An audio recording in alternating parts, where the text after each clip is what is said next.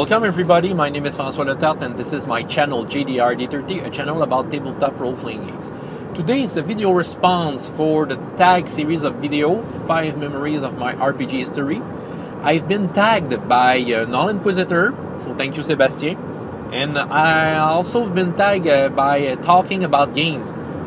So thank you my friend, I don't know your real name, but thank you my friend for tagging me into that. Thanks both of you. And your videos are in the description below.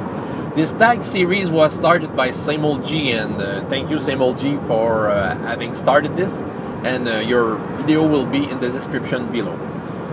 I have tagged people into that. I will name them by the end of this video. The names are already, you can read them below. And it's been hard for me to do that one. You will see that it's been shot at different moments. I don't know why. I did want to make a quite short video, but it ended up to be quite long, but I had to shut it often because I didn't want to go over 20 minutes. But I think the video is going over 20 minutes anyway. So here are the video, my 5 answers, my 5 memories that I want to share with you. So enjoy them. It was in 1986. Back then, I was a huge fan of game books, choose your own adventure type of game books, fighting fantasy, Lone Wolf, and many other series. I was deeply into that. And I went to my local library where they have made an event with those game books. When I got there, they put me in a group that wanted to play Advanced Dungeons and Dragons. I've never heard that name before getting there, and I had no idea what it was. But I sat down with that group, and they were talking about the game. It was kind of a session 0, and they were talking about the game, and I wasn't understanding what they were saying exactly, but it was highly interesting. Created characters, and the character creation. I've discovered that the character in that game was more detailed than what I was used to in a fighting fantasy game book. And then the first session began. I was probably the most silent player around the table. I was not a very active player, but I was listening to everything. I was watching everything. I was rolling the dice when I was asked to. And inside of me, there was some kind of a nuclear blast. It was discovering the game, understanding what it was. And I was totally out of my chair. It was like the game books I was loving so much. Instead of having just 3 choices at the end of a scene, you had an infinite array of choices, total freedom. It was quite a discovery for me. It was huge. It had an impact for the rest of my life. I don't remember much the game itself, the adventure, because it died out after 3 sessions. The player weren't very committed. But, through 2 weeks after the first session, I was already running something for my friends with the red box. And the game master, I've never played with him after that, but it's a person that still today I see him regularly. And once in a while, I've talked to him about this game.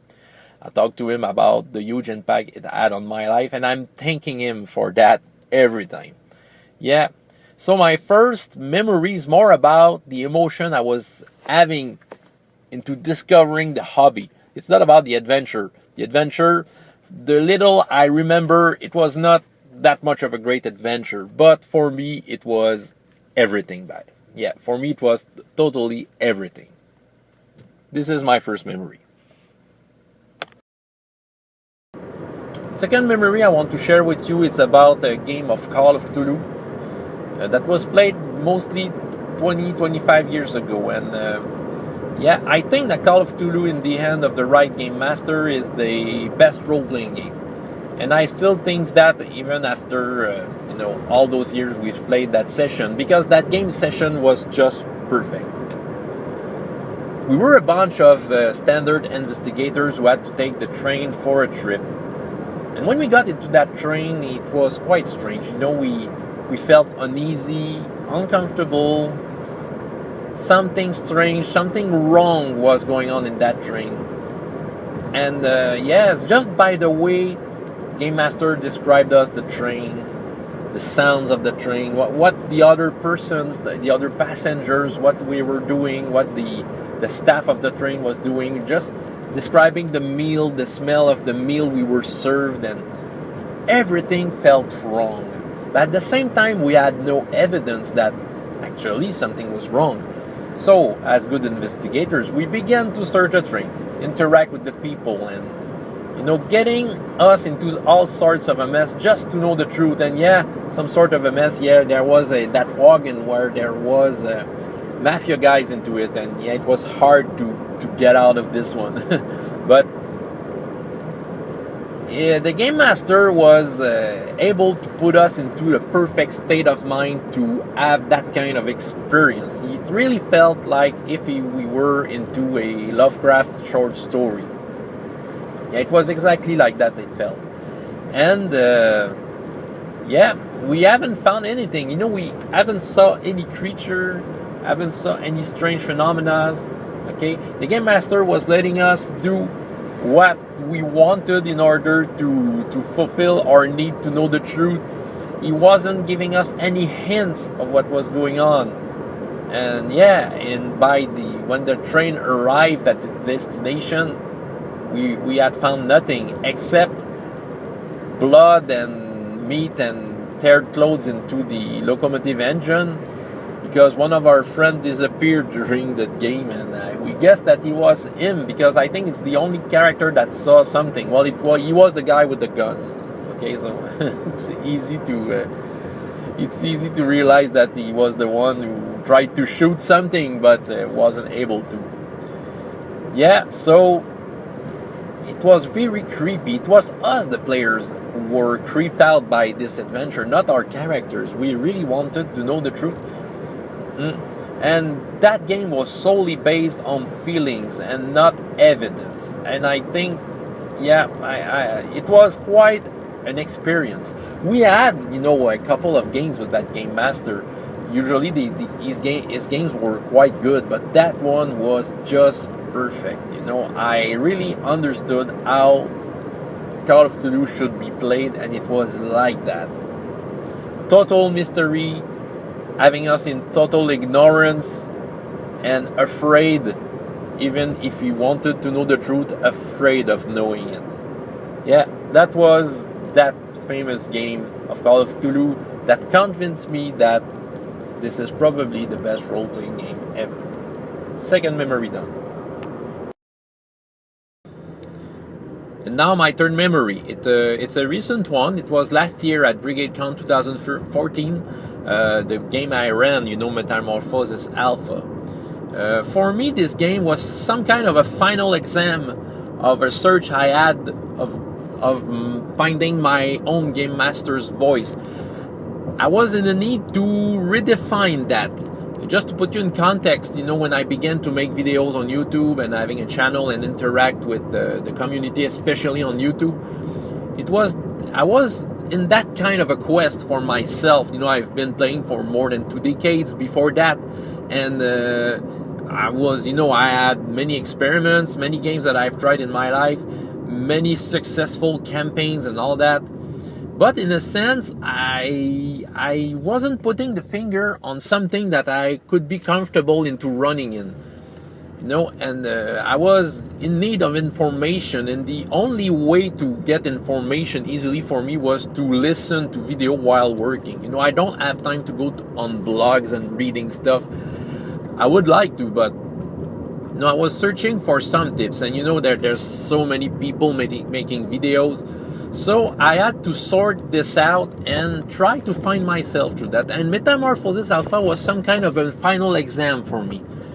Okay, Metamorphosis Alpha is a very old game. It's the first edition that I ran. And in order to have a good game of a Metamorphosis Alpha, well, I had to get the best of myself. I had to go deep down in me and getting, all the resources that I have in order to deliver the game.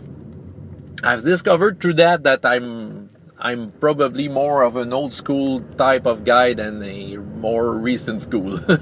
And yeah, probably for the players that were, you know, I had some awesome players, other Tim, Bash Bisnet, Alex Swingle. Probably for them it was just a game among others.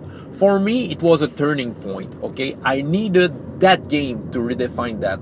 You know, since I've been playing that game, I have gained a lot of confidence. You know, my confidence was brought back through that game. I know where I'm going with my game mastering type. I know what kind of a game I can offer.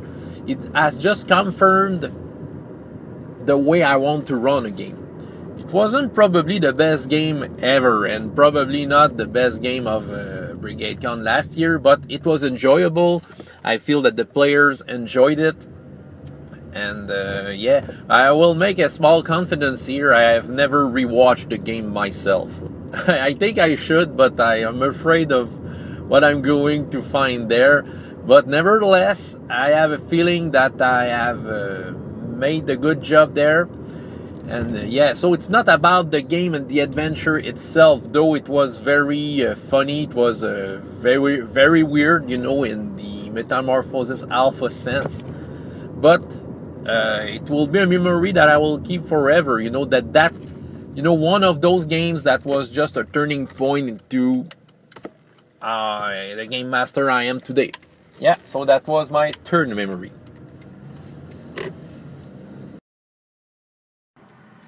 Next memory is something that happened in a Star Wars game about 15 years ago. You know, it was part of a campaign where the most of the players were girls, and they were rocking Star Wars like pros. And yeah, it's a scene. I don't remember the adventure in which it took place, but it's a scene. They wanted to have some informations, and the players decided to go in a cantina. When they got into the cantina, I had to create some ways for them to get the information. So I decided that it was the gambling guy of the place who had the informations. And it's some kind of a dirty guy who's playing Sabak all day long. And yeah, well, he has a reputation of being unbeatable. So Sabak is the same game that Han Solo would have won the Millennium Falcon over Lando Calrissian. And for the role-playing game, they have actually created the card game that you could use. It was like a game of blackjack with some more random elements to it. And adding to that the gambling skill of the characters, the gambling skill was a way for them to simulate their player's instinct, you know, their skill, trying to beat the randomness of the game. So with the gambling skill I gave to that NPC, that gambling guy, he was supposedly unbeatable. Okay, it was very hard to have that guy on a game of card. So his conditions were: if you win a game of card against me, you will have an information, but if I win, I will ask you a favor. And that was the kind of guy whose favor were not pleasant.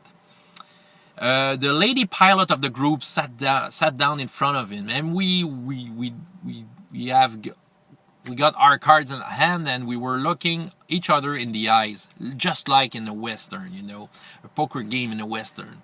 And she was quite poker face in character, you know, and me, the guy, I was playing kind of overconfident and taunting her with, oh, you know, you don't know what I will ask you, but it will be quite pleasant for me, haha. And you know, and I was confident because thanks for the gambling skill I was having a very good hand to reveal. And then the first hand fell down. Haha, I have 20. And without saying nothing, she looked me in the eyes, just slowly putting her cards on the table. And it was a plain 21. And she told me, now you tell me something. And he had to say an information, and my NPC was quite furious. And he wanted to play again. He wanted some favors from that lady pilot, so he played again. And once again, my hand was quite good, but she was still poker face, you know, very calm and all that. And she got a perfect Sabak hand from the first draw. And without saying nothing, once again, she just put her card in front of me, looking me through the eyes, and without saying nothing. as a game master, I was saying, oh, the lucky bastard. It was sheer luck. Or maybe it was the Force. It's Star Wars after all. But yeah, she was quite lucky, and my character was furious. And he tried himself again on the third hand, and once again, he lost. You know, he was quite unlucky. And he didn't want to play with them after that. They got their information. They even got more information than what was supposed to in this adventure, and it helped them quite a lot to finish the adventure. But what I remember, it was the tension, me looking through the eyes of my player, and like if we were there, you know, like in a Western, like I said, you know, just playing cards, looking each other through the eyes, and you know, it was... it felt quite real. It could have been part of one of the Star Wars movie. It could have been a scene exactly like that would have fit somewhere. Maybe I should submit that to Lucasfilm and Disney. Maybe. I don't think they will take it. But nevertheless, for me, it was a great memory. Fourth memory done. Fifth memory. It's in the Dark Eye game I'm in.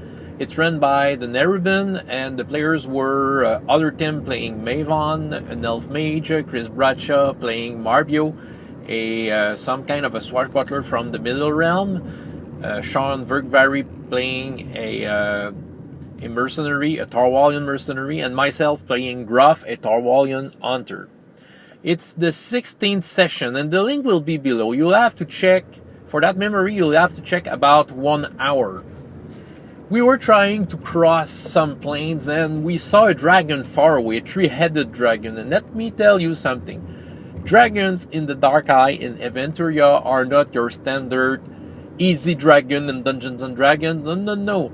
These are very badasses. And, well, we thought that we could pass that dragon, which was far away hunting horses. And we thought we could pass him, you know, without him noticing us. But at some point he noticed us. And, well, we tried to hide ourselves. The dragon landed far from where we were. My character at some point tried to make a distraction by shooting an arrow far away. But it didn't work. And suddenly we began to have all sorts of hallucinations into our heads. And yeah. But at some point, as players, we really thought that it was the end of the campaign. we were in such a mess. And our characters, we were playing the fear our characters was living. You know, unable to say anything just because we were afraid.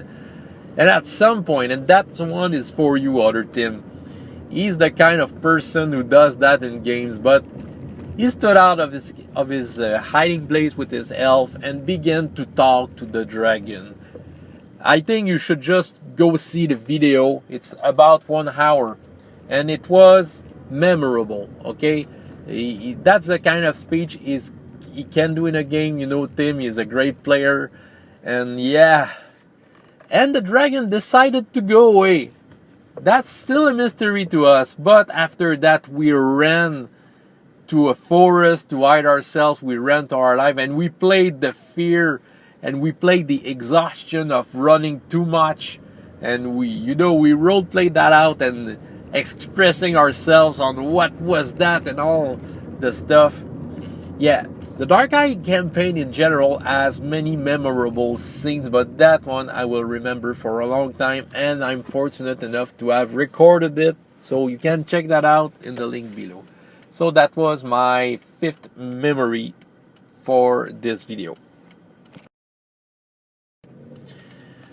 Yeah, maybe I will cheat a little and put an honorable mention in my memories. It's more about a game that I run once in a while. Men in Black. You know, the Men in Black role-playing games. Why this game? It's because every time I run it, it's a success. You know, it's strange. You know, I'd like to have success in other games as much as in Men in Black. You know, I have good games of others, but every time I run a Men in Black game, it works perfectly well. Everyone is having fun. You know, we're getting in the tone of the movies. We are laughing to tears every time. And I discovered recently by talking to the players involved in those games, how many memories they have from these one-shots, because Men in Black, it's more meant to be one-shots, but every time they come back with the same agents, and yeah, it's that's a game I have a success every time, and already looking forward for the next time, okay, because I know it will be fun. I know the players will have fun, and it's gonna be a great success. So I have an honorable mention for Men in Black here. Hope you enjoyed it. Okay, so these were my 5 memories with an honorable mention that I added. Yeah, so the people I want to tag into that, well, the people I've chosen, it's because I know that they have tried many games, so they may have many stories about their memories. But before naming them, I just can tell you this, is that consider yourself tagged if you're watching this and you're interested in this. You know, you can take credit, you can say that, oh, JDR-D30 tagged me, even if I didn't name you. But I have 5 names to put there. Anyway, so DBJ, you are tagged. Jeremiah McCoy, Sean Vergary, Gaming Beast 82, I want to have your 5 memories. Nat 20, I think you will have lots of stuff to say. And Sean Connors, get out of your cavern and make us a video about your 5 top memories. I want to hear from you, if you want to, of course. So feel free to comment and all the rest. My name is François Letarte for JDR-D30, and up to next time, I hope you have as much fun in your life as in your games. Goodbye.